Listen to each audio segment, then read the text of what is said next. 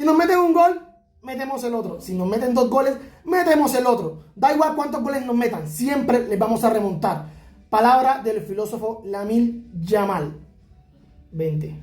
Cuando te digo que este equipo tiene un espíritu inquebrantable, es porque así lo es. Es porque así lo es. La semana pasada le meten un mazazo que cualquier equipo en el mundo hoy se presentaría y prácticamente iba a salir a perder. Cualquiera, menos uno. El Barcelona de Hansi Flick. Así de simple. Y eso, que el partido no empieza de la mejor forma. Porque aún con el debacle del martes, aún con el estado anímico seguramente bastante decaído de prácticamente toda la plantilla, y aún cuando el Real Madrid empieza ganando con 2 goles, en 15 minutos el Real Madrid iba ganando 2-0, este equipo nunca dejó de creer. Nunca, pero nunca pensaron en que se iba a perder este partido.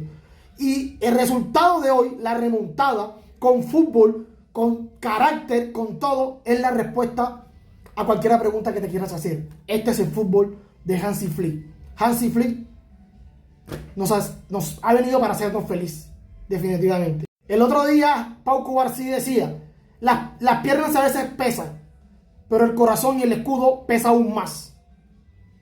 Y eso se traslada en el campo. Un equipo que no deja de creer nunca. Un equipo que va siempre con su estilo, con su juego.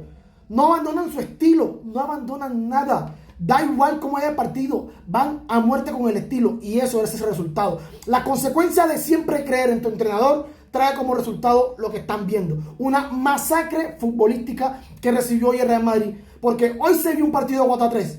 Pero el resultado no es eso lo que muestra. El partido de hoy tranquilamente pudo haber quedado 5, 6, 7 u 8. Pero desafortunadamente el arbitraje, que no lo voy a tocar, siempre le juega una mala pasada al Barça. Y eso a veces es un poco triste. Pero aún así, debido a tantas dificultades, sobre todo las arbitrales, el Barça aún sigue ganando. Y eso es lo importante. Yo lo dije en un video pasado y entendía la frustración y la tristeza de algunos hinchas, que se puede entender. Pero lo que no se puede hacer es abandonar a estos jugadores, porque estos jugadores nunca te iban a dejar metido. Que cada partido lo iban a jugarlo como una final.